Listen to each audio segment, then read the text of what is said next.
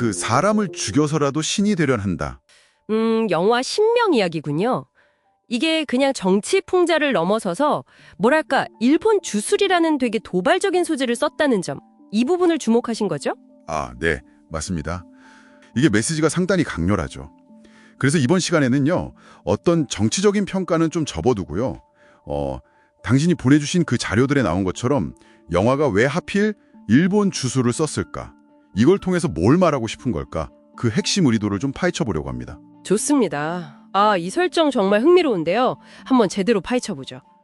영화 신명이 스스로 오컬트 정치 스릴러라고 하더라고요. 그러니까 뭐 초자연적인 거란 현실 정치를 엮어서 좀 긴장감을 만드는 그런 장르 맞죠? 네, 그렇죠. 근데 여기서 핵심 장치가 주술인데 그게 또 일본 주술이라는 게 특히 눈에 띄어요. 주인공 있잖아요. 김건희 여사를 모티브로 한 것 같은 그 인물이 어릴 때 분신사바? 아, 분신사바, 네네. 네, 그거 약간 영혼 부르는 주술놀이 같은 거잖아요. 거기에 빠지고 또 미스테리한 일본인 음향사 영향을 받는다면서요. 맞아요. 그 황가라고 하는 일본인 음향사인데요. 이 사람이 주인공 어머니 때부터 엮여가지고 뭐 성형이다던가 신분 위조 같은 주인공의 온갖 의혹 뒤에 있는 인물로 그려져요. 그러니까 말하자면 모든 혼란의 근원 같은 느낌? 모든 혼란의 근원이라. 와. 네. 한국 정치 혼란의 원인을 뭐랄까 비합리적인 주술, 그것도 바깥에서 온 힘, 일본 주술 탓으로 돌리는 거죠. 아주 대담한 설정이에요, 이건. 어쩌면 현실 정치에 대해서 당신이 느끼는 답답함 있잖아요. 그런 이해할 수 없다는 감정, 그런 걸 건드리는 장치일 수도 있고요. 확실히 과감하네요. 근데 자료들을 보면 실제 그 무속 논란이 이런 상상력의 배경이 됐다는 분석이 많아요. 윤석열 전 대통령 부부 관련해서 여러 이야기들이 있었잖아요. 아, 네네. 김건희 여사 그 사주운세 논문 주제라던가 아니면 뭐 도사들하고 얘기하는 거 좋아한다 이런 발언들. 그렇죠. 그런 것들이 영화적 소재로 쓰였다는 거죠. 네. 그리고 또 빼놓을 수 없는 인물이 그 건진법사. 기억하시죠? 아, 건진법사요? 네. 한국 무속에서 법사는 경문 읽으면서 굿하는 남자부당을 말하는데요. 이 건진법사가 당시에 그 대선 캠프 주변에서 비선 실세 아니냐 이런 의혹을 받았었잖아요. 맞아요. 코바나 콘텐츠 고문 얘기도 있었고. 네, 그리고 후보 손바닥에 왕자 썼던 그 논란까지. 이런 구체적인 사건들이 영화의 어떤 극적인 설정에 영감을 준 것 같아요.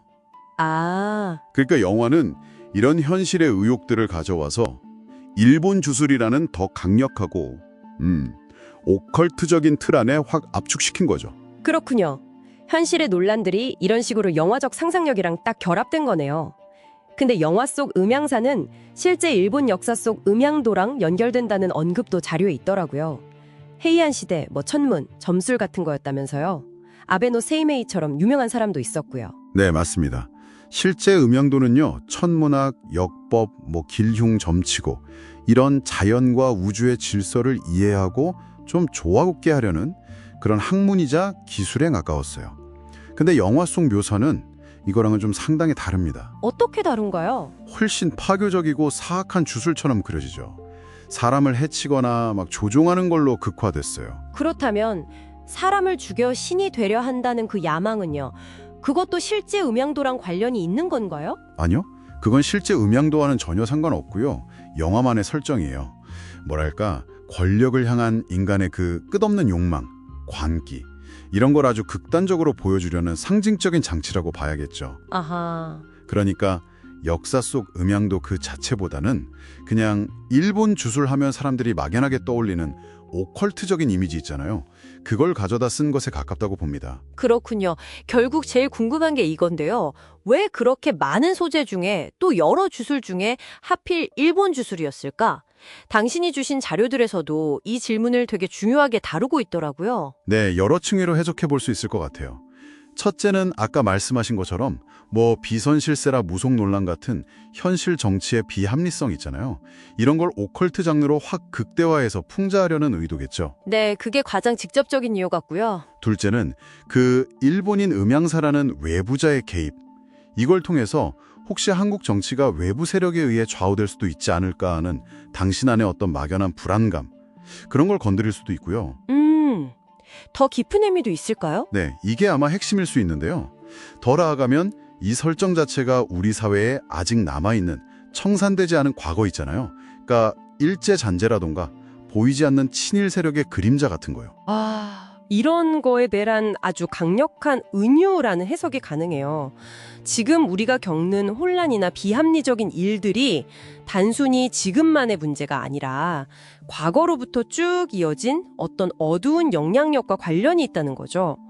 어쩌면 당신이 무의식적으로 느낄 수도 있는 그 불편한 연결고리, 이걸 일본 주술이라는 코드로 확 드러내는 거예요. 와, 그 설명 들으니까 좀 소름 돋는데요. 네, 오컬트라는 허구의 틀을 빌려서 현실의 가장 민감한 부분을 건드리는 정말 통렬한 방식이라고 할 수 있습니다. 과거로부터 이어진 어두운 그림자라는 해석은 진짜 그냥 표면적인 비판을 넘어서는 깊이가 있네요. 자, 오늘 신명이 왜 일본 주술이라는 카드를 꺼냈는지 깊이 파고들어 봤습니다. 현실의 논란을 바탕으로 삼아서 권력욕이나 외부 영향력, 그리고 더 깊게는 청산되지 않은 과거의 그림자라는 상징, 이런 걸 통해서 아주 날카로운 정치 풍자를 시도한 작품이다. 이렇게 정리할 수 있겠네요. 그렇죠. 네, 맞습니다. 사람을 죽여 신이 된다는 그 극단적인 설정으로 권력의 민낯을 확 드러내고요. 또 일본 주술이라는 코드로 우리 안의 불안감, 그리고 어떤 역사적인 부채감 같은 걸 건드리면서 공감을 만들어내는 전략이죠. 허구지만 어떻게 보면 그 어떤 직접적인 비판보다 더 현실을 날카롭게 찌르는 메시지를 담고 있다고 볼 수 있습니다. 오늘 저희가 나눈 이야기 말고도 이 영화의 설정에 던지는 질문은 더 많을 것 같아요. 예를 들면 우리 사회의 좀 복잡하고 풀기 어려운 문제들을 이렇게 외부에서 온 비합리적인 힘이라는 상징으로 설명하려는 경향 자체에 대해서는 어떻게 생각하시나요? 당신도 한 번쯤 곱씹어 볼 만한 질문인 것 같습니다. 어때요? 오늘 유익한 시간 되셨나요? 결론적으로 영화 신명은 일본 주술이라는 강력한 오컬트 코드를 활용하여 전 정권에 대한 대담한 비판과 통렬한 풍자를 시도했습니다. 특히 사람을 죽여 신이 되려는 극단적인 욕망을 통해 권력의 민낯과 그 위험성을 폭로합니다. 이 모든 것은 아마도 제작진이 현실에서 대놓고 말할 수 없었던 수많은 이야기들을 오컬트 스릴러라는 허구의 장치를 빌려 거침없이 쏟아낸 결과일 것입니다. 영화는 허구이지만 허구가 아닌 것 같은 현실을 꿰뚫는 듯한 날카로운 메시지를 전달하며 대중의 억눌린 감정을 대변했습니다. 그 과정에서 실제 문화적 배경을 영화적으로 재해석하고 외부 세력 개입이라는 강력한 상징, 즉 아직도 우리 사회에 드리워진 일제잔재의 그림자를 통해 정치적 메시지를 극대화하려 했습니다. 이러한 방식은 대중의 공분과 공감을 효과적으로 이끌어냈으며 영화 신명은 단순한 장르 영화를 넘어 현실 정치에 대한 대중의 깊은 불만과 인식을 날카롭게 짚어낸 파격적인 작품으로 평가될 수 있습니다. 저희 알제리는 다음에 또 유익한 주제를 가지고 찾아오겠습니다. 혹시 궁금하거나 이런 주제로 만들어졌으면 하는 아이디어가 있으시면 댓글 남겨주세요. 참고하여 제작에 반영하도록 하겠습니다. 오늘 하루도 잘 보내시고 저는 다음에 뵙겠습니다. 안녕히 계세요.